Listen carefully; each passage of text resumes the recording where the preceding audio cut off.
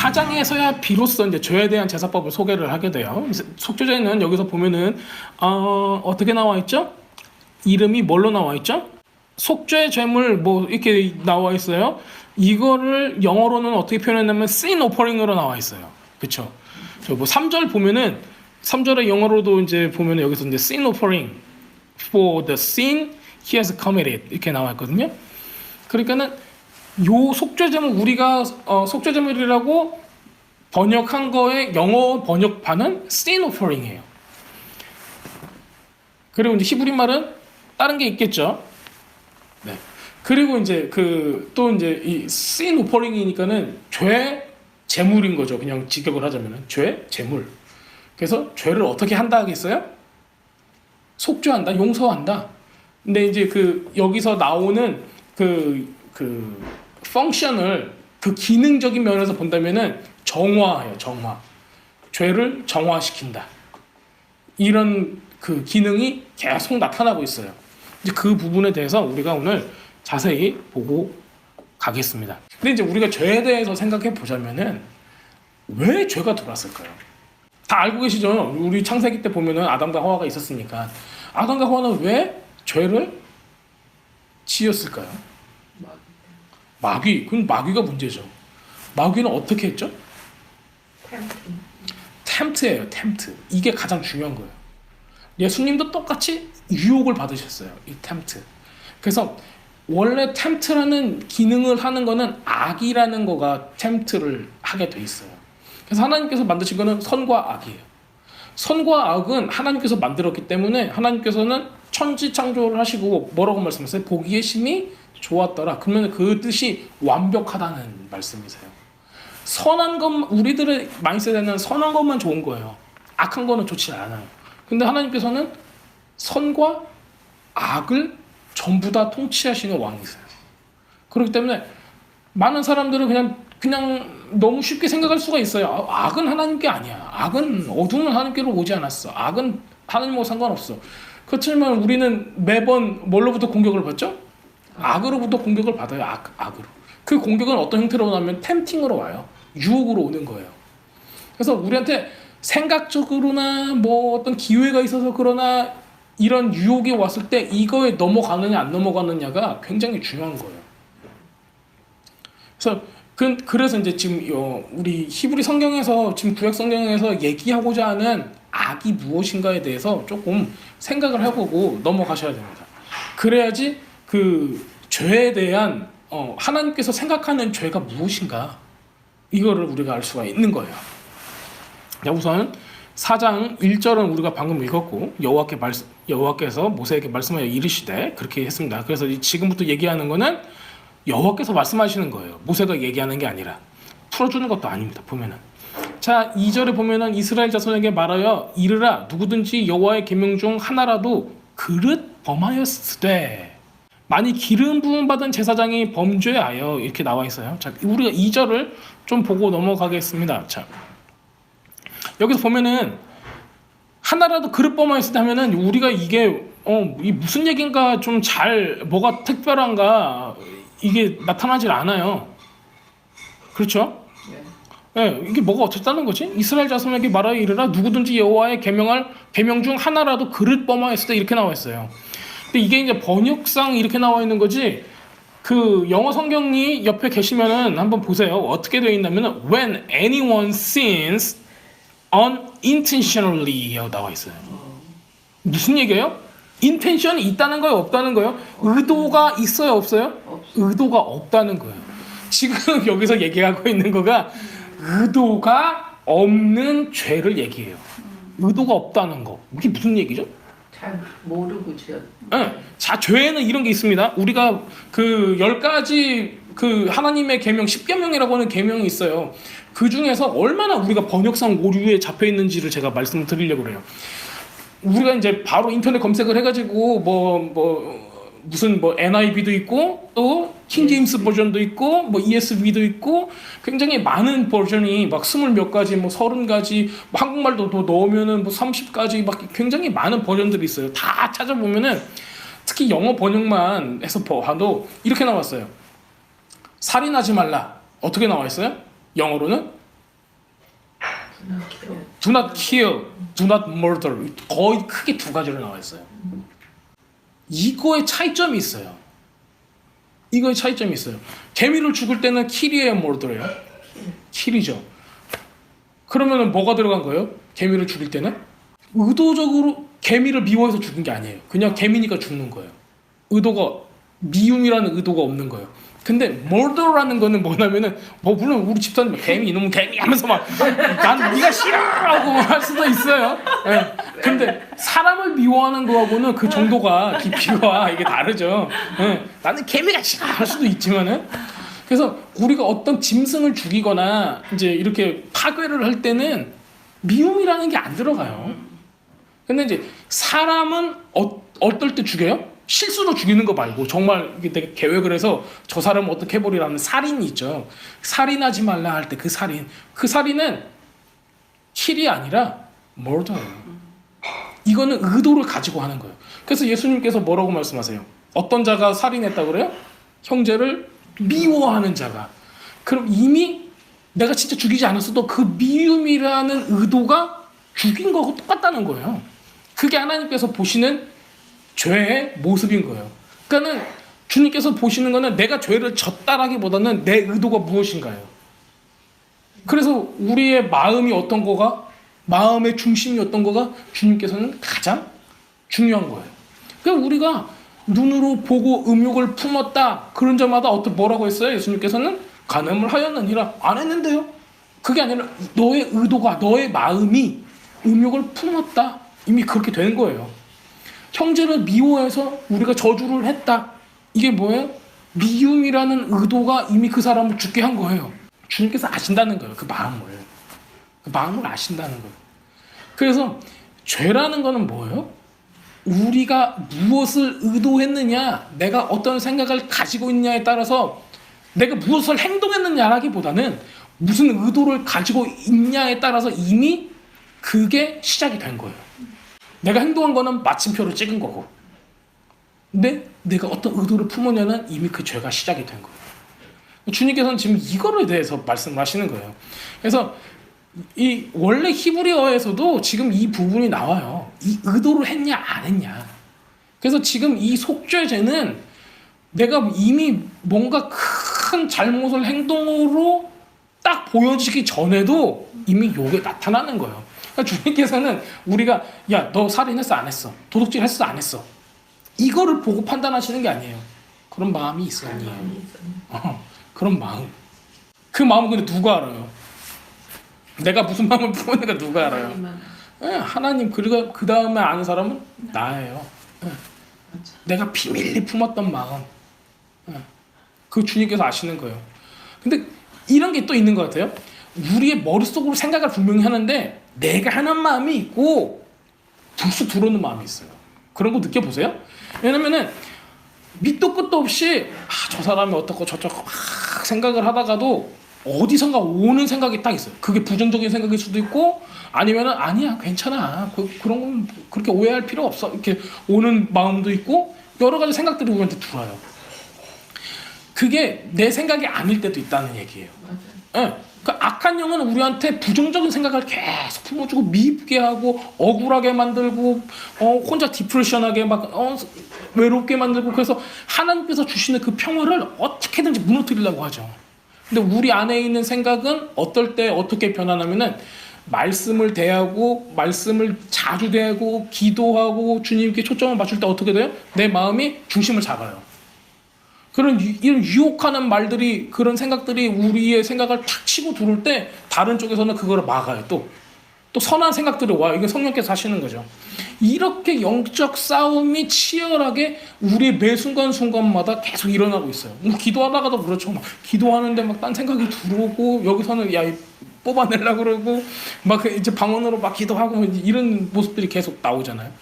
이런 치열한 영적 상태에서 우리도 모르게 의도하지 않은 죄들이 우리 안에서 발견되었을 때 이거를 어떻게 해결하냐는 거죠.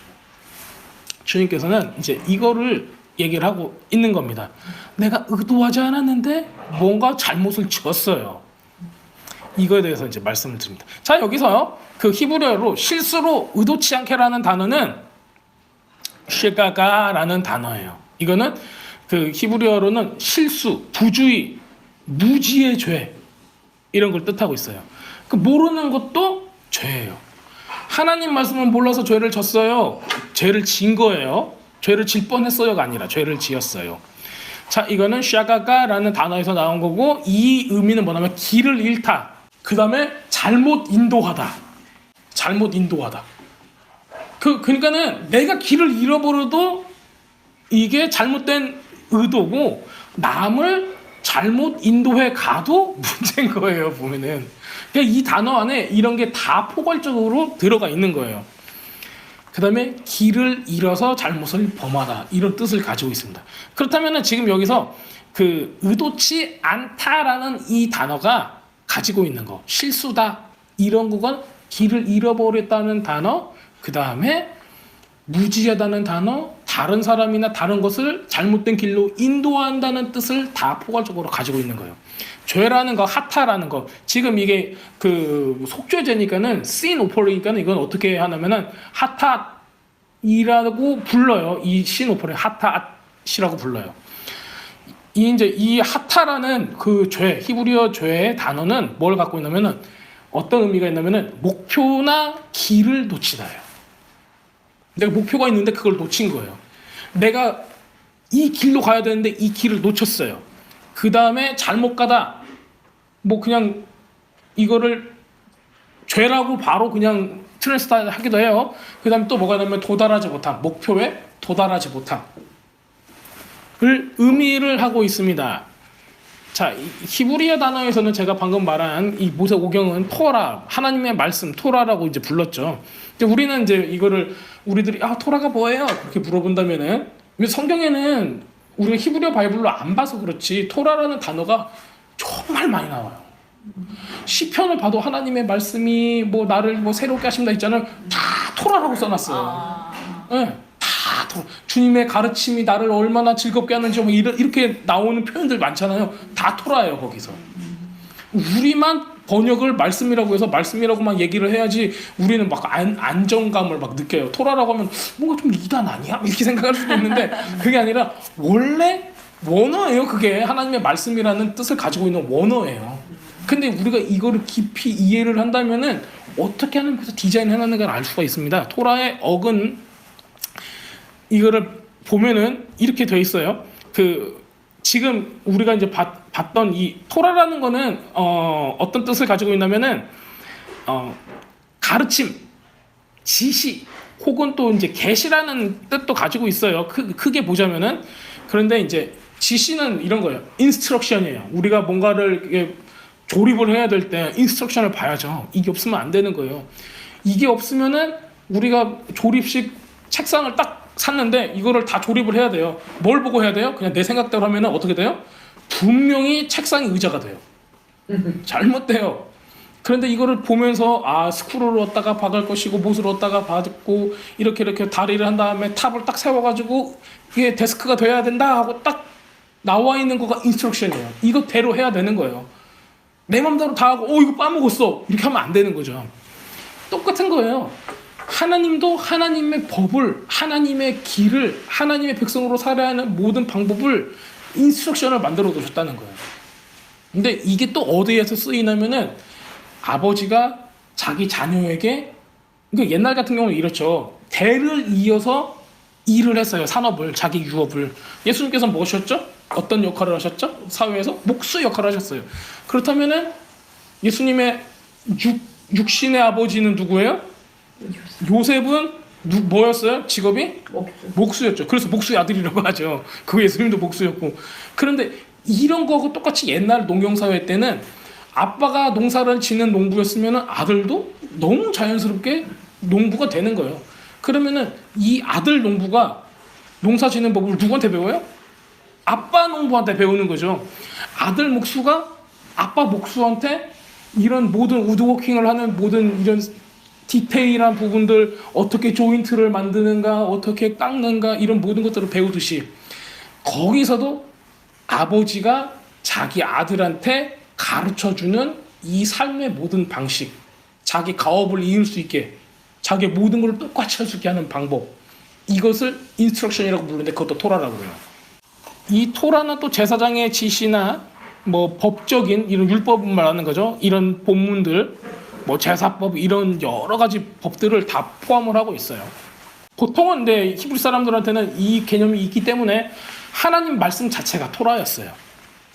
그래서 특별히 이 모세오경은 누가 주신 거냐면 하나님께서 모세에게 직접 줬다는 인식이 강하기 때문에 하나님께서 직접 이스라엘 백성들한테 이 계명을 직접 주신 걸로 이제 그들은 이해를 하고 있습니다.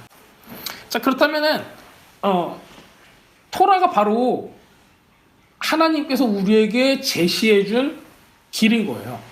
이렇게 살아라. 나의 백성들은, 나의 신부들은, 나의 자녀들은 이렇게 이런 방법으로 살아라 라고 하는 거예요. 그래서 지금 이제 레위기서에서도 보면은 어떻게 나와 있죠? 이렇게 사는데 제사를 드리려면은 이런 방법으로 해라라는 아주 자세한 지침들이 나와 있어요. 그 뒤에 보면은 또 이제 이웃끼리 어떻게 살아야 되는가에 대한 지침이 또 나와 있죠. 그래서 이런 방법들에 대해서 계속 나와 있는데, 아까 이제 우리가 죄에 대해서 했다면은 그 죄에 대해서 얘기할 때 목표나 길을 놓쳐버리라라는 뜻이 있다고 그랬죠. 목표가 뭐예요? 궁극적인 목표는 하나님인 거죠. 하나님의 법인 거죠. 하나님의 말씀인 거예요. 그걸 놓쳐버린다는 거예요. 결국에는 우리가 말씀대로 살지 못한다. 말씀의 길로 우리가 행하지 못한다. 이게 바로 죄를 짓는 걸로 볼 수가 있습니다. 그래서 이제 이때 당시 이스라엘 사람들, 예수님 당시 이스라엘 사람들은 이렇게 생각을 했다는 거예요. 말씀대로 살지 못하면 그게 바로 죄다. 그러면 죄가 있냐 없냐의 판가름은 뭐예요? 지금 우리가 사는 세상에는 이 미국의 헌법과 주의 법과 이런 법들이 우리가 수긍할 수 없어도 동의할 수 없어도 여기서 이렇다면은 그게 우리가 그걸 지키지 않으면은 우리의 티켓을 물어야 되죠. 하나님께서는 하나님의 법을 하나님의 백성들한테 주신 거예요. 하나님께서 신랑이시고 그 신부한테 지켜야 할 도리들을 다 만들어 두신 거예요. 그래서 이렇게 죄에 대한 개념이 잡혀 있어야지 우리가 조금 더 이 속죄제에 대해서 잘 알 수가 있습니다. 그래서 결국에는 토라는 뭐예요? 방향성을 제시하고 있는 거예요. 하나님의 길, 하나님의 방향, 하나님께서 원하시는 방향이 무엇인가. 그래서 이제 우리들이 신앙생활을 올바로 하고 있다는 거는 뭘 뜻하죠? 올바른 방향으로 가고 있다. 하나님께서 원하시는 방향으로 가고 있다. 이거를 보여주는 겁니다. 성경에서도 계속 나와 있죠. 주님의 말씀은 내 발의 등이요. 이렇게 되어 있죠. 결국에는 뭐예요? 그 길과 그 방향을 가르쳐 주는 거예요. 토라 자체가. 그래서 또 토라는 또 우리가 방향을 까먹게 되면은 어분 방향으로, 다른 방향으로, 옳지 못한 방향으로 가기 때문에 이게 죄가 되는 거예요. 예수님은 어떻게 표현하죠? 우리가 다른 말로 길이요 진리요 생명이니, 예수님 자체가 말씀이시죠. 살아계신 말씀. 그래서 결국에는 우리가 예수님을 계속 바라보면서 예수님께 눈을 맞추면서 살아야 된다. 이런 모습을 보여주고 있습니다. 이제 sin offering을 지금 이제 속죄제물을 보면은 우리가 방금 싹 읽었었잖아요. 근데 이런 생각을 해보셨나 모르겠어요. sin offering을 하면은 분명히 죄가 사해져요. 그런데 우리가 또 죄를 짓게 되죠. 이게 맹점인 거예요. 그렇죠. 죄의 반복의 가능성은 계속 있는 거예요. 그래서 우리한테 필요한 거는 이게 뭘까요? 계속 죄가 반복이 된다면은 속죄 제물을 드리고 나서 우리가 또 죄를 질 수가 있잖아요. 그러면 이건 좀 구멍이 뚫린 것 같지 않으세요? 이 제사법 자체가? 왜 죄를 또 질 거를 왜 또 이렇게 만들어서 복잡하게 했지? 우리는 여전히 죄를 반복해서 질 수 있는 여지가 있어요. 그렇다면 이 여지는 하나님께서 우리한테 맡겨놓으신 거예요. 그럼 우리가 뭘 하길 원했어요? 말씀대로 생각하고 말씀대로 행동하고 말씀에 따라서 살아가는 훈련을 하기 원했던 거예요. 왜냐하면 우리가 아까도 이제 말씀하셨죠. 진짜 그게 성경적이에요. 정말 죄를 졌을 때 우리가 그거를 헌금으로 해야 된다면은 소나 양의 그 값을 그때 당시에 돈으로 환산을 해가지고 지금의 돈하고 그때 당시에 밸류하고 지금의 돈을 환산을 해가지고 우리가 그걸 드린다면은 차 한 대씩 그 값을 우리가 바쳐야 된다면은 정말 신중하게 생각할 거예요. 막 말 내뱉기도 전에 신중하게 얘기를 하고 막 나쁜 마음이 들어오면은 아 이거 의도치 않은 죄를 지면 안 돼. 그러면서 빨리 뿌르르 해가지고 그 나쁜 생각들을 빨리 쳐내고 정말 거룩해졌을 거예요. 근데 이런 속죄의 죄가 있는 거가 우리의 죄를 사함도 있지만 그런 과도하게 보여지는 이 제물을 드림으로써 우리를 훈련시키는 거예요.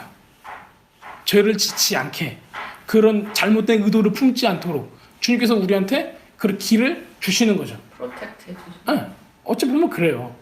왜냐면 이때 당시에 이 제물이 값싼 어디서나 구할 수 있는 그냥 나 오늘이가 죄 졌으니까는 그냥 뭐 소 한 마리 드리면 되지 할 정도로 그런 사람들은 없었어요. 소는 정말 비싼 동물이었잖아요. 그래서 옛날에도 그 엘리야가 얼마나 부자였는가 볼 때 소를 몇 결이 12결이를 막 모는 그런 농사꾼이었다라고 얘기를 하잖아요. 그럼 굉장히 부호거든요. 근데 그렇게 표현할 정도로 소는 재산의 대명사인데 이제 이걸 한번 보셔야 돼요. 3절에 보면은 만일 기름 부음 받은 제사장이 이렇게 나와 있죠. 네. 그 다음에 또 어떤 사람이 나오죠? 또 등장인물이 나와요. 어디에 나오죠? 온 회중. 13절에 보면 만일 이스라엘 온 회중이 이렇게 돼 있어요. 자, 그 다음에 또 보면은 누가 나와? 22절에 보면 만일 족장이 나왔어요. 자, 그 다음에 27절에만 만일 평민의 한 사람이 하고 나와 있어요. 자, 계속 볼게요. 또 누가 나오죠? 평민까지 나오고 끝이네요. 네. 자, 그러면 이게 어떻게 돼 있어요? 내려가는 순차가 맨 처음에 누구? 제사장, 그 다음에 온 회중, 그 다음에 족장, 그 다음에 평민. 이게 굉장히 특징을 가지고 있어요. 우리들은 지금 이제 서양의 어떤 그런 학습과 그런 철학의 사상들이 우리도 모르게 배어있기 때문에 우리한테는 어떻게 하면 다가오냐면 맨 마지막 개인, 평민 한 사람 한 사람이 개인 한 사람 한 사람이 죄를 지었을 때로 보고 있어요. 자, 그런데 주님께서 여기 나오는 얘기를 보세요. 3절 보면은 만일 기름 부음을 받은 제사장이 범죄하여 이렇게 나와 있잖아요. 지금 누가 제일 먼저 올라가 있냐면은 기름 부음 받은 제사장. 그냥 제사장도 아니고 기름 부음 받은 제사장은 누구예요? 대제사장이에요. 대제사장. 대단한 거예요. 왜냐면은 대제사장은 하나님 앞에서 뭘 했죠? 모든 국가적인 의례, 제사적인 부분들을 다 담당했어요. 그러니까는 지금 대속죄일에 하나님의 지성소에 가서 이 속죄 행위를 하는 건 누구예요? 대제사장이 있어요. 그 사람 죽으면 거기 안에 들어가서 하나님을 보고 죽어요. 그러면 딸랑딸랑 방울소리가 안 나니까 쓱쓱 끄집어 왔다. 이제 그런 얘기 많이 들으셨잖아요. 그렇게 막중한 책임이 있어요. 그렇다면 실질적으로 영적인 세계에서 이 나라를 좌지우지하는 거란 얘기죠. 하나님께서는 가장 높은 위치에 둔 사람이 그 나라의 모든 책임을 지고 있다라는 사람이 누구예요? 대제사장이었던 거예요. 이 사람이 한 명이 죄를 지었어요. 그러면 어떤 현상이 일어나요? 나라 전체가 이제 그 죄 가운데로 빠지는 거예요. 그렇기 때문에 이거는 어떤 표현이 맞냐면은 독이에요, 독. 대제사장 같이 영적으로 모든 영향을 끼칠 수 있는 사람이 죄를 졌다는 거는 그거는 온 회중 가운데 퍼뜨려지는 독인 거예요. 한 마을의 사람들이 있어요. 그 우물을 먹고 있어요. 옛날에 전쟁 때 어떻게 했죠? 그 우물에다가 독을 풀었죠. 그래서 그 마을 사람 다 죽게 만들었던 거예요. 이런 식인 거죠. 모든 공동체 가운데 영적인 지도자의 죄를 그 안에다가 섞어버리면은 그것으로 인해서 그 공동체 전체가 죄 가운데로 빠져들어가는 거예요. 우리는 이런 모습들을 지금 이 성경을 통해서 보고 있어요. 그래서 하나님께서는 가장 맨 처음에 이 영적인 지도자에 대해서 얘기를 하고 있어요. 이게 지금 이스라엘 같은 경우는 광야 생활을 하고 있었지만은 이때 민족적으로 국가적인 공동체였어요. 또한 이게 우리 가정에서 우리 가장이 될 수도 있는 거고 아니면 우리 지역에서 어떤 영적인 공동체에서 교회의 공동체가 교회의 어떤 리더십이 될 수도 있는 거예요. 또 국가적으로도 대통령이나 아니면은 뭐 대통령까지 안 가더라도 어떤 이 나라의 기둥 같은 어떤 영적인 리더십들을 얘기할 수도 있는 거예요. 그런 사람들이 유혹을 많이 당해요. 그 유혹은 뭐냐면은 이 공동체 가운데 독을 풀고자 하는 악한 영들이 그렇게 공격을 하는 거죠. 근데 이것으로 끝내지 않고 주님께서는 이거를 어떻게 죄의 문제를 해결하는가, 그거에 대해서 이제 얘기를 하고 있습니다. 자, 이게 제사장, 또 이제 우리 뒤에 그 이스라엘 온 회중이라고 나왔죠. 이거는 한 나라를 얘기해요. 온 그 모든 민족을 얘기하는 거예요. 13절에 보면은 이게 또 되게 재밌는 내용이에요. 만일 이스라엘 온 회중이 여호와의 계명 중 하나라도 부지 중에 범하여 허물이 있으나 스스로 깨닫지 못하다가, 이렇게 나와 있어요. 이 도대체 무슨 얘기예요? 이스라엘 온 회중에 여호와의 계명 중 하나라도 부지 중에 우리가 모르게 범하였어. 그래서 허물이 있어요. 근데 스스로 깨닫지 못했다는 거예요. 이런 바로 이때 케이스가 어떤 거냐면은 금송아지 했을 때 온 회중이 같이 했죠. 그런데 이게 죄라고 생각했을까요? 안 했을까요? 어떤 사람은 안 했었어요. 어떤 사람은 안 했을 수도 있고 어떤 사람은 했을 수도 있고, 근데 회중적으로 봤을 때는 죄라고. 모르겠어요. 근데 어떻게 그렇게 모를 수가 있죠? 송아지를 놓고 그렇게 했는데. 이때 고대근동 사회에서는 짐승이 신이 아닌 거예요. 그러니까는 하나님의 발등상으로 보는 거예요. 그러니까 하나님의 보좌인 거예요. 그러니까는 여기 보좌가 있으면은 여기 발을 놓는 그 발등상인 거예요. 왕들이 있으면은 왕이 자기의 큰 보좌에 딱 앉으면은 발을 이렇게 걸쳐놓을 발 바지가 있어요. 근데 이런 그 신상들은, 이런 송아지 신상이나 이것들은 그 발을 걸쳐놓는 발등상으로 보는 거예요. 성경에 보면은 발등상이라는 단어가 나와요. 근데 도대체 우리들이 발등상이 없으니까, 우리들이 쓰질 않으니까, 우리들이 눈으로 잘 보질 않잖아요. 우리 문화권에서는. 근데 그때 당시에는 그 뭐 바알 신도 그렇고 무슨 신도 그렇고, 그때 고대근동의 사회에 있는 신들이 자기 보좌에 앉아가지고 그 짐승들이나 어떤 그 형체가 되는 이런 것들을 발을 딱 얹어놓는다는 생각을 했어요. 그렇기 때문에 그 위에 자기의 신이 있는 거지, 그 발등상 자체는 신으로 보질 않는 거예요. 뭐 이런 배경들이 있습니다. 자, 어쨌든 이렇게 온 회중이 속을 수 있는 죄들이 있다는 거예요. 네. 뭐 이단을 통해서도 우리가 속을 수가 있고, 또 성경을 잘 모르기 때문에 우리가 조금 섞으면은 다 속아요. 요즘 뭐 동성애 같은 것도 다 국가적으로 온 회중이 섞는 거잖아요. 그럼요. 네. 그게 한두 번 들으면 죄야 그러다가 이렇게 시절 지나고 그 죄라고 생각했던 사람들이 다 죽고 그 다음 세대가 나타나고 그러면은 이게 어느덧 어떻게 되겠어요? 뭐 어때? 이런 식으로 가겠죠. 참 이런 모든 경우를 주님께서는 다 아시고 이렇게 예리하게 예리하게, 야 너네들 다 속고 있어, 이렇게 말씀하시는 것처럼 예리하게 다 말씀을 해주시네요. 자, 하여튼 우리가 모르고 짓고 있는 죄가 굉장히 많다는 거예요. 이 속죄제에서는 우리가 부지 중에 알지 못하고 지은 죄에 대해서 집중적으로 다루고 있습니다. 우리가 속죄제라고 얘기했으면은 어떻게 생각을 하죠? 보통 내가 오늘 정말 나쁜 짓을 했어, 살인을 했어. 그렇기 때문에 속죄제를 한다고 생각을 하세요? 네, 그렇게 알았어요. 뭐 보통 그렇죠. 우리가 죄를 졌기 때문에 그 죄를 사함받기 위해서 이제 하는 걸로 알잖아요. 근데 지금 이거를 잘 생각해 보세요. 이스라엘 백성 어디 살았어요? 아니 그 전에 어디 살았었어요? 이집트, 애굽에 살았죠. 애굽은 뭘 뜻하죠? 죄 많은 세상. 그런데 광야로 나왔어요. 누가 이 광야에서 탈출을 시켜줬죠? 하나님께서. 10가지 재앙을 펼치시고 홍해를 가르시고 해서 다 나왔단 말이에요. 그 다음에 우리가 광야 가운데서 연단을 받으면서 주님의 말씀을 들으면서 지금 어디로 가기를 지금 원하고 있어요? 가나안 땅 프라미스랜드에 가려고 하는 거 있는 그 찰나인 거예요. 그러면서 지금 하나님께 하나님의 도에 대해서, 하나님의 법에 대해서 지금 배우고 있는 중인 거예요. 이 사람들은 구원받은 백성이에요? 안 구원받은 백성이에요? 구원받은 백성이죠. 왜냐면 이집트에서 홍해를 가려고 나왔으니까. 자, 그런데 이 사람들 이 관점에서 생각을 해야 된다는 거예요. 이미 지금 속죄제를 지내는 이 사람들은 이집트에서 나온 사람이라는 거예요. 그렇다면 이 사람들은 내가 오늘 뭘 했어, 뭘 잘못했어, 이것 때문에 속죄 죄를 하는 게 아니에요.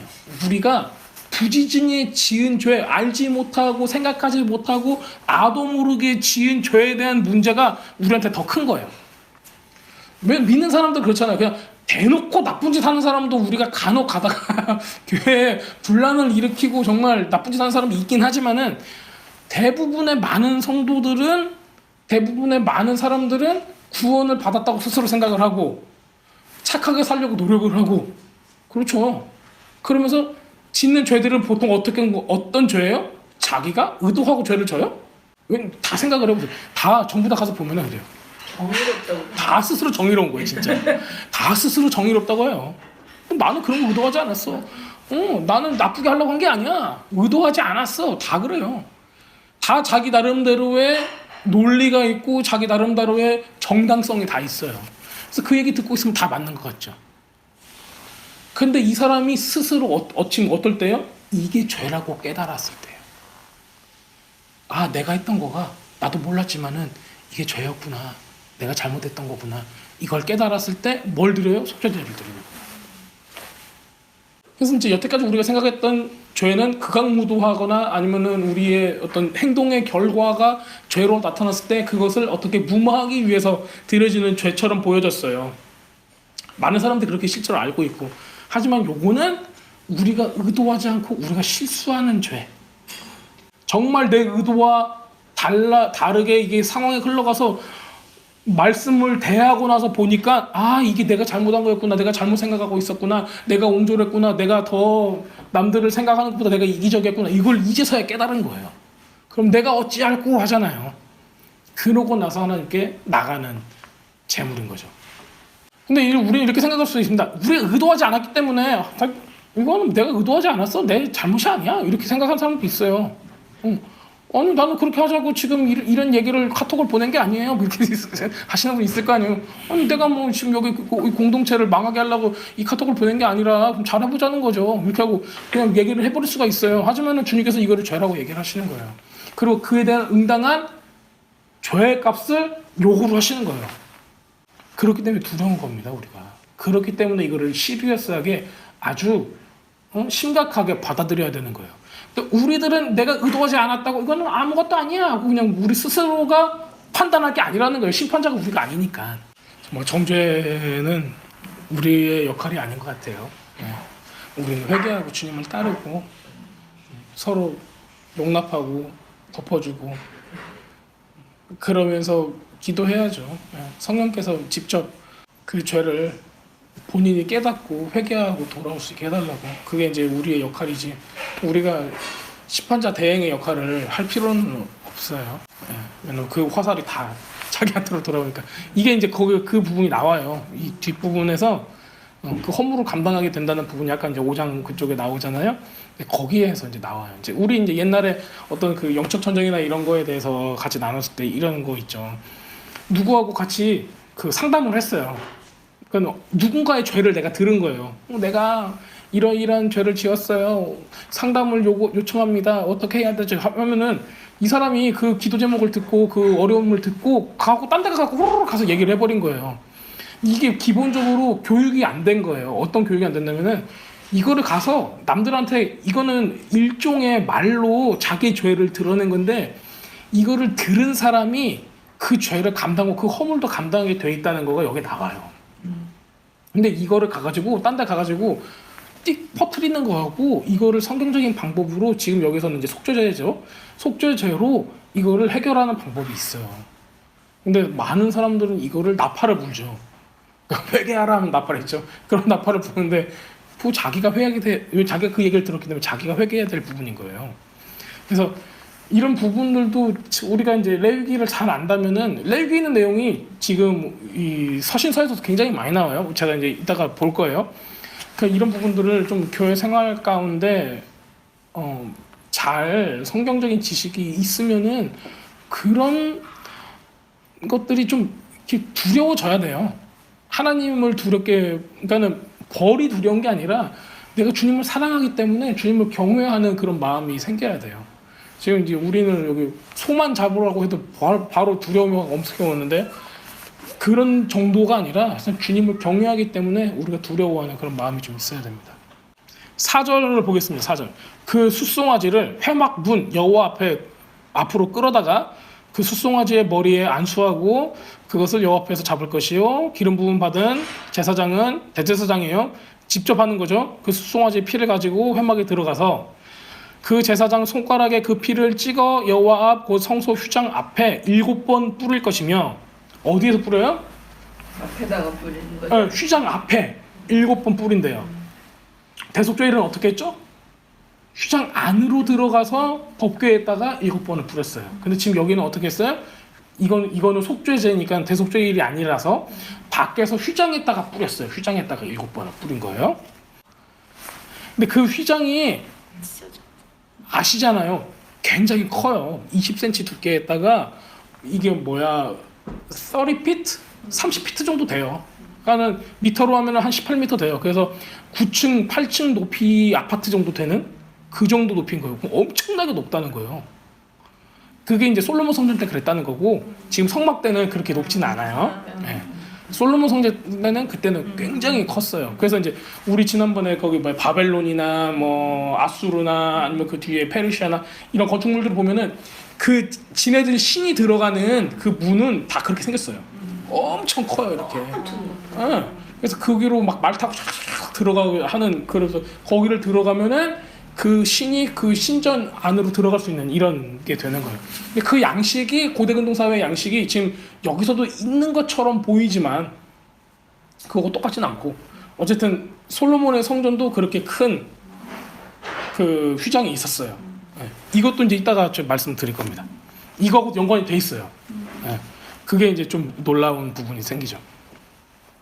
자, 7번 뿌릴 것이고 7절 보면은 제사장은 또 그 피를 여호와 앞 곧 회막 안 향단뿔 향을 이렇게 드리는 조그마한 단이 있어요. 거기에 뿔이 이렇게 내 귀퉁이에 있는데 그걸 다 바르고 그 송아지의 피 전부를 회막 문 앞 번제단 밑에 쏟아버리고 피는 전부 다 이제 드리는 거예요.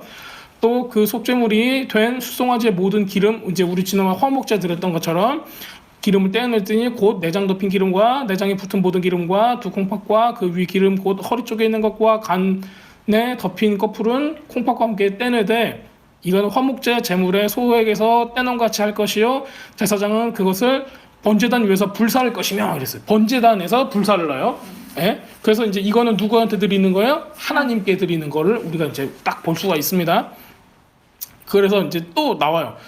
그 숫송아지의 가죽하고 모든 고기하고 그의 머리하고 정강이와 내장과 똥까지 곧 그 송아지의 전부를 가지고 진영 바깥 재버리는 곧 정결한 곳으로 가져다가 불로 나무 위에서 사르되 곧 재버리는 곳에서 불사를 지니라 이렇게 돼 있어요. 먹는 거는 하나도 없네요. 이거 못 먹어. 여기는 이거는 지금 여기서 안 먹어요. 이거는 안 먹어요. 이거는 안 먹어요. 대제사장이 지은 거 이 손은 안 먹어요. 하나님께 드리는 게 있어요. 근데 이제 번제단에서 불사르다 여기 있죠. 번제단에서 불사르다는 카타르라는 단어가 쓰여져요. 이거는 뭐냐면은 번제단에서 불사를 때 카타르 해서 불사르면은 이 불이 연기가 돼가지고 수수수수수 올라가요. 그래서 이 태우는 카타르인 거예요. 그래서 얘는 하나님께로 기쁜 향이 되는 그 불을 말을 해요. 그런데 그 뒤에 뭐가 나오죠? 진영 바깥 재버리는 곳으로 불로 나무 위에 사르되 곧 재버리는 곳에서 불사를 지니라. 여기는 또 다른 단어가 쓰여져요. 여기서는 어떤 단어가 쓰이냐면은 샤라프라는 단어가 쓰여져요.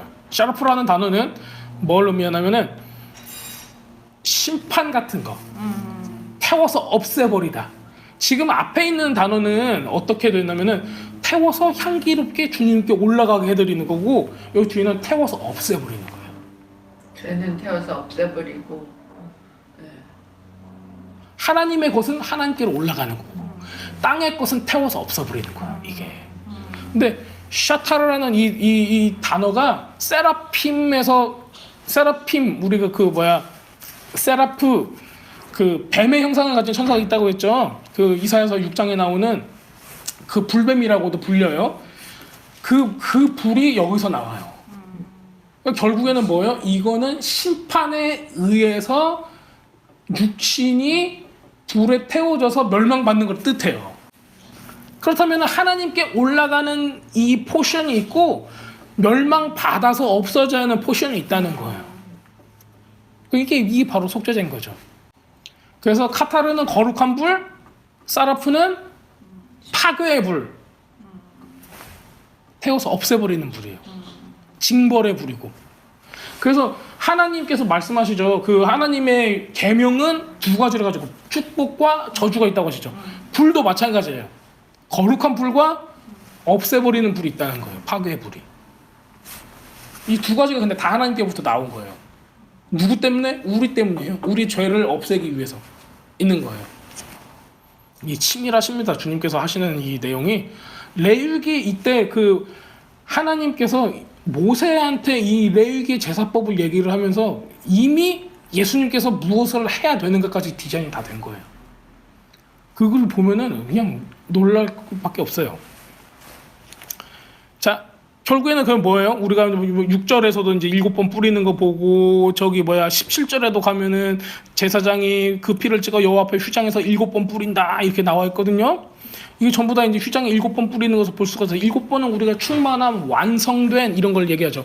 그러면은 그 피, 그 생명이 완전한 완성된 그 충만함의 그 생명의 피가 지금 휘장에 딱 뿌려졌다는 거예요.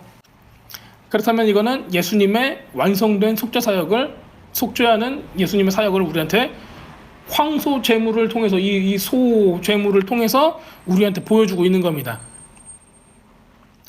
휘장에 이 피를 뿌렸다는 거는 이게 만약에 진짜 예수님의 피가 뿌려졌으면 이게 휘장이 어떻게 됐어요? 갈라지죠. 네, 찢어지는 거예요. 근데 여기서는 안 찢어져요. 하지만은 영적으로는 어떻게 되고 있어요? 찢어지는 거예요. 이게 찢어지면 무슨 현상이 일어나요? 회복이 일어나요. 우리가 그 휘장을 넘어서 들어갈 수가 있게 되는 거예요. 지금 그거를 계속 준비 운동을 하고 있는 거예요. 네. 죄가 진 사람이 그 죄를 없애는 것 자체가 뭘 뜻하는 거예요? 주님께로 가까이 감을 계속 얘기를 하는 거예요. 예수님의 7번의 충만하고 완전한 속죄가 결국에는 이 휘장을 찢을 것이다. 이 휘장을 찢고 우리가 들어가게 할 것이다. 주님을 만나 대면할 수 있게 할 것이다. 이거를 계속 보여주는 거예요. 또 휘장은 또 뭐를 의미할까요? 이거 결국에는 이 찢기심, 휘장의 찢기심은 예수님의 찢기심을 또 의미해요. 예수님이 찢어져야지 우리가 예수님을 통해서 그 안으로 들어갈 수가 있는 거예요. 왜 그러나 볼게요. 히브리서 10장 19절에 보면 이렇게 나와 있습니다.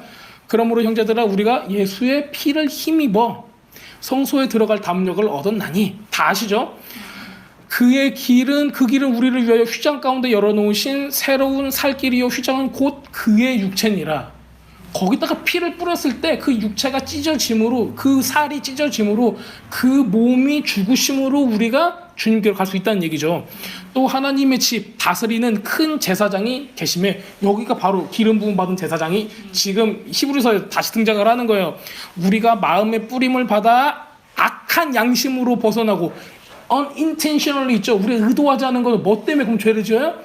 악한 양심 때문이에요. 결국에는 거기서 벗어나고 몸은 맑은 물로 씻음을 받았나니. 이건 뭐래요? 정결 예식을 뜻하는 거예요. 주님께 가려면 뭘 해야 돼? 성전 안에 들어가려면 옛날에 정결 예식을 하고 들어갔어야 돼요. 그래서 우리가 속죄함을 받는 여러 가지 그 요소들이 결국에는 예수님을 뜻하고 있는 거예요.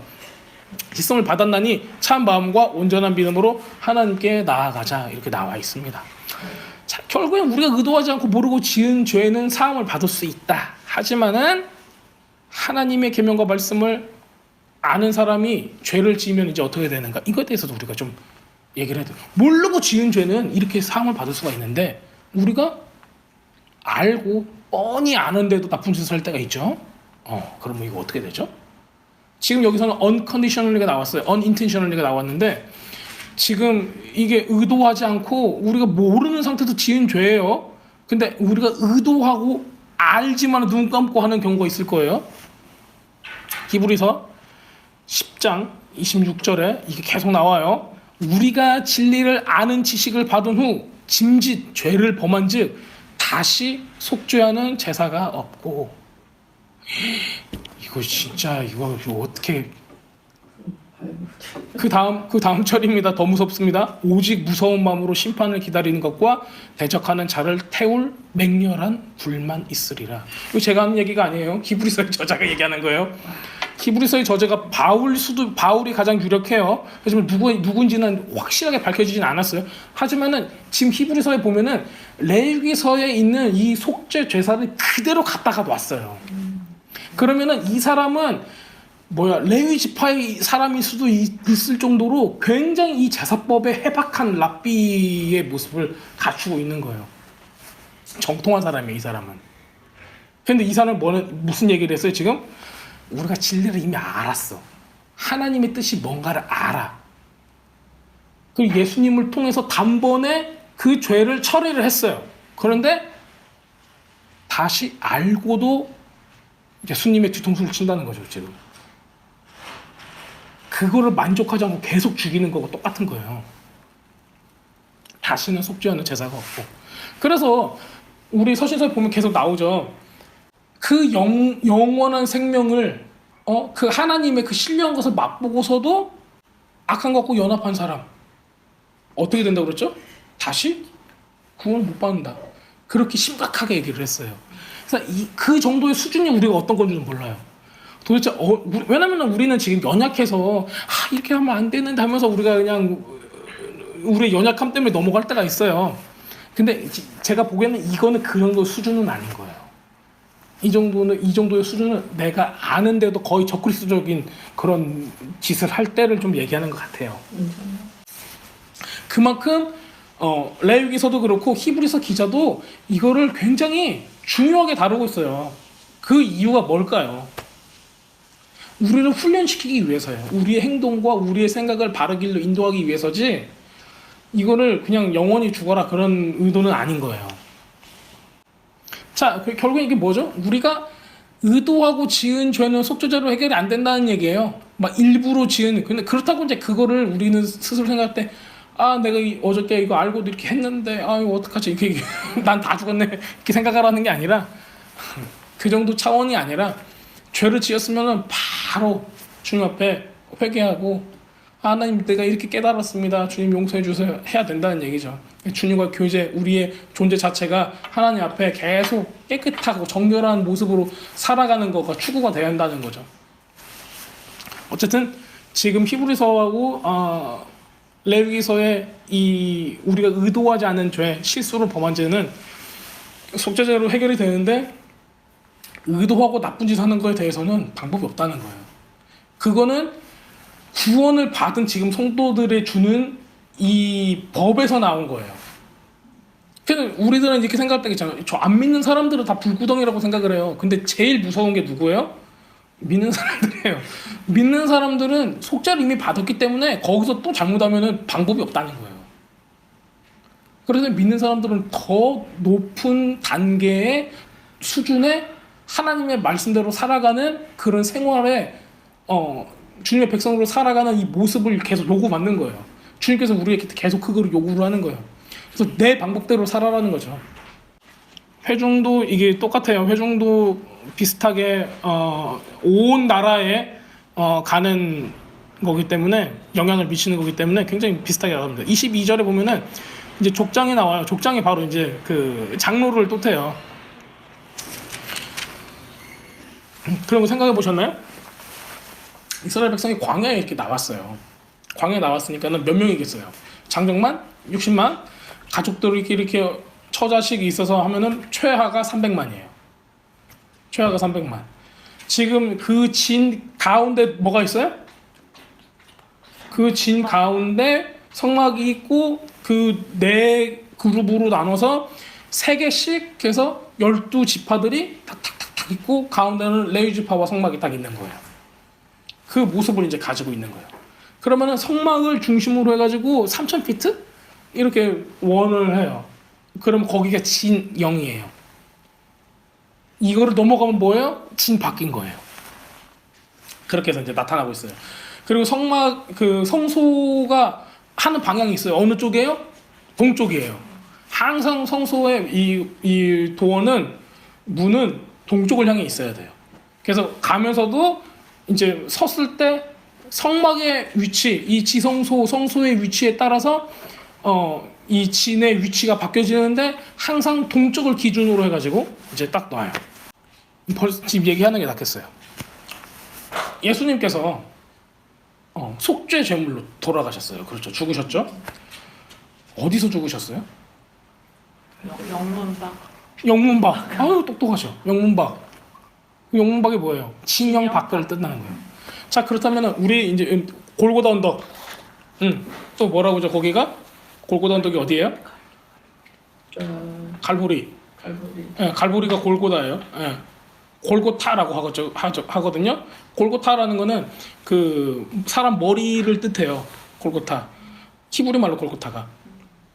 왜 그러냐면은 성전에 들어갈 때 이 사람을 깨끗이 해가지고 정결하게 해가지고 그 밑집하라고 해서 그 깨끗한 정결 예식을 하고 그 다음에 성전으로 들어가게 해요. 그 때문에 제사장들이 거기서 사람 머리를 셌어요. 몇 명 들어가는가를. 깨끗하게 하고 카운트 세고, 깨끗하게 하고 정결 예식을 하고 카운트를 세고, 그래서 성전에 들어갈 수 있게 한 거예요. 그 장소가 있어요. 그 장소가 골고타예요. 자, 근데 지금 학자들이 지금 얘기하는 이 골고다 언덕이 어딘지 몰라요. 지금 이제 우리 성지 순례할 때 이스라엘 지도가 여기에 뭐 다윗 성전이 있으면은 여기 예루살렘 성전이 있으면 이쪽에 골고다 언덕이 있는 걸로 나와 있어요. 그리고 이제 뭐 그 뭔가 세레모니 같은 거 할 때 보면은 사람들이 그 시가지에서 이제 예수님 이거 십자가 들고 이제 왔다 갔다 하고 이제 하잖아요. 그리고 이제 거기가 골고다 언덕이라고 해서 거기까지 간단 말이에요. 근데 그건 옛날 학자들의 얘기고 요즘 학자들이 이제 달라졌어요. 그게 아니다. 왜냐면 그게 성경적으로 맞지 않는다. 근데 여기가 왜 골고다라고 밝혀졌냐면은 그 컨스탄틴 대제 있죠. 그 섞어버린 태양신하고 섞어버린 그 아저씨 엄마가 헬레나가 하시는 아줌마예요. 그분이 신앙이 좋았어요. 자기 남편하고 아들은 태양신 제사장인데 그 아줌마는 먼저 예수님을 초대교회에서 믿게 됐어요. 그래서 자기가 평생 소원이 있어 하면서 이제 예수님께서 돌아가신 바로 그 골고다 언덕에서 기도를 해야 돼. 거기에 교회를 세우고 싶어 해가지고 거기를 찾아낸 거가 거기였어요. 네. 거기에 이제 못도 발견이 되고 나무도 발견이 되고 막 그랬다고 이렇게 얘기를 해. 옛날 학자들이, 옛날 그 역사학자들이. 하지만 지금은 이제 그거가 정설이 아니에요. 어디를 뜻하냐면은 여기가 예루살렘 성전이면은 이쪽이 이제 게한나라고 해서 제가 지난번에 말씀드렸던 그 이름이 뭐지? 흰놈 골짜기예요. 바로 뒤에가. 근데 여기까지는 이제 산처럼 지대가 높아요. 여기는 골짜기니까 쏙 들어갔겠죠. 거기를 건너가지고 옆으로 이게 르르르륵 가면은 여기 산이 하나가 산자락이 있어요. 결국은 같은 산자락인데 이 산에서 이르르륵 와가지고 골짜기가 흰놈 골짜기고 여기 다시 뚜르륵 올라오면은 여기가 이제 이 높은 데가 이제 예루살렘 성전산이 되는 거예요. 이 성전산에서 이 산 만약에 성전산에서 성전이 있었다면은 만약이 아니라 있었는데 거기가 어디를 바라봐야 돼요? 아까 제가 말씀드렸죠. 동쪽을 바라봐야 돼요. 그 성전의 휘장이 동쪽을 바라봐야 돼요. 근데 성경에는 어떻게 나와 있어요? 마태복음에서도 보면은 사복음에서 다 나오죠. 예수님께서 다 이루었다라고 말씀하시고 숨을 거두니라 할 때 뭐가 어떻게 됐어요? 휘장이 찢어졌대요. 근데 이 사람들이 휘장이 찢어졌는 거 안 찢어졌는 거 어떻게 알아요? 보였다는 거예요. 휘장이 얼마나 컸으면 휘장이 제가 아까 크다고 했죠. 9층에서 8층 높이라는 거예요. 그렇다면은 그 9층에서 8층 높이 휘장이 반으로 쫙 갈라지는 데가 보이는 위치가 어디냐는 거예요. 그렇다면은 여기 성전산이 있으면 뒤가 아니라 동쪽을 향해 있으니까는 이 동쪽에서 바라봐야 한다는 거예요. 그래서 그 위치를 그 각도를 계산을 했대요. 사람들이 계산을 해서 딱 보니까는 그게가 어디냐면 감람산인 거예요. 솔로몬의 성전은 그래서 동쪽을 향해서 그 휘장의 그 지성소의 모습이 그쪽을 향해서 있는 거예요. 그다음 예수님께서 돌아가실 때 이 사람들이 다 여기를 보고 있었다는 거죠. 성소 쪽을. 그랬더니 휘장이 딱 쪼개진 걸 봤다는 거예요. 왜냐면 그게 컸으니까 보이는 거예요. 그냥 우리들이 얼핏 생각하기에는 이렇게 천막처럼 이렇게 쓱 해놓고 이게 좀 왜 이렇게 두껍고 왜 이렇게 크다고 그러지? 이제 그렇게 생각할 수도 있어요. 이게 쪼개지는데 어떻게 보였을까? 거기는 다 가려져 있었을 건데 건물 같은데 실제로는 그렇진 않았다는 거예요. 여기서 산에서 보면은 그게 다 보였다는 거예요. 그게. 그리고 지금 여기서 어떻게 나오죠? 하나님께 드려지는 거는 드려지는 건데 그 피는 7번 해서 드려져요. 그 다음에 어디서 이걸 태워야 돼요? 진영 밖에서. 그래서 그 진영 밖은 이 둘레로 따지면 3,000피트 밖인 거예요. 거기가 감람산인 거예요. 근데 이제 여태까지 그 맨 처음에 컨스탄틴 때 발견됐던 그 골고다 언덕이라는 데는 그 진영 아니에요. 거리를 보면. 그러면 거기서 태울 수가 없는 거예요. 그래서 그거를 이제 뒷받침을 해주는 거예요. 그러니까 감람산에 옛날부터 거기서 이걸 태웠어요. 실질적으로. 거기가 이제 진밭길에서 거기 가서 이런 재물을 태웠던 거예요. 거기서. 거기가 산이니까는 예루살렘 성에서 여기가 보이는 거예요. 그래서 거기서 뭘 했는가? 죄수들을 로마에서는 거기서 죽이기도 했어요. 그런 정황들이 계속 발견이 돼요. 그러니까 지금 이거를 제가 이걸 준비하면서 보니까는 이 속죄 제물을 예수님께서는 진짜 하나도 허투루 얘기한 게 아니라 다 이루신 거예요. 너무 기가 막히게 이걸 다 이루신 거예요. 진 밖으로 가셔서 죽임을 당하셨고, 자, 어떻게 나와있죠 아까? 태워서 완전히 파괴시키는 거예요. 그 몸이 어떻게 됐어요? 완전히 파괴가 됐어요. 완전히 죽으셨어요. 그 모습까지 여기 그대로 나와 있어요. 그래서 예수님께서는 이 모든 것들을 정말 메시아로서 속죄 제물로서 다 이루셨어요. 그거를. 그러니까 지금 이 레위기서에 있는 이 부분을 예수님께서는 나는 이거 그냥 뭐라고 약식으로 할래? 이런 게 아니라 정말 가서 다 이루신 거게 되는 거예요. 너무 대단합니다. 하여튼간. 대단해요. 지금 몇천 년 전에도 지금 이거를 다 계산을 해놓고 예수님께서 어디서 돌아가실 것까지 다 계산을 해놓은 거예요. 지금. 감람산에서 누가 또 죽은 줄 아세요? 전승에 보면은 아담이 거기서 죽었어요. 아담의 무덤이 거기 있대요. 그러면 세컨 아담도 거기서 죽었다는 거예요. 그게 이유가 뭐겠어요? 아담의 타락한 아담을 회복시키기 위해서 거기서 대신 또 죽는 그 모습까지 다 연결이 다 돼 있는 거예요. 하나님은 이 정도로 치밀하세요. 근데 이제 우리의 삶도 우리의 모든 이 세계의 모든 것을 다 주님께서 모르는 척하고 계시는 게 아니죠. 다 알고 계시고 이 와중에서도 정말 하나님의 영이 막 부어지는 그런 세대들과 그런 교회들과 그런 공동체들이 분명히 있는 거고, 근데 이제 사탄이는 우리를 속이는 거죠. 야, 너는 아무것도 아니야. 네가 기도하는 건 다 안 이루어져. 너는 마이너스의 손이야. 마이다스가 아니야. 막 그러시만 한단 말이에요. 그거 정말 많은 사람들이 다 많이 속고 있는 것 같아요. 그 왜? 우리가 기도하면은 뭔가가 분명히 일어나니까 계속 착각을 해주는 거예요.